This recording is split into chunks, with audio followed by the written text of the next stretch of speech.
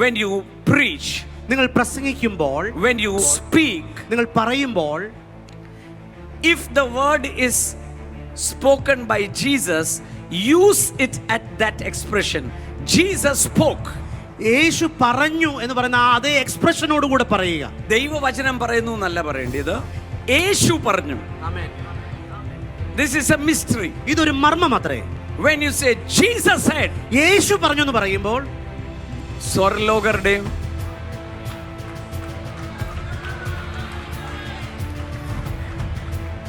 even the devil believes in the word. പിശാച് പോലും ഇത് വിശ്വസിക്കുന്നുണ്ട്. പിശാചും വചനത്തിൽ വിശ്വസിച്ച് വിറയ്ക്കുന്നു എന്ന് എഴുതിയിരിക്കുന്നത് യാക്കോബിന്റെ ലേഖനത്തിൽ. But when you say Jesus spoke, യേശു പറഞ്ഞു എന്ന് പറയുമ്പോൾ, Holy Spirit is saying, പരിശുദ്ധാത്മാവ് പറയുകയാണ്, there is no hindrance. അവിടെ ഒരു തടസ്സങ്ങളും പിന്നുണ്ടാകില്ല. Hallelujah. ഹല്ലേലൂയ.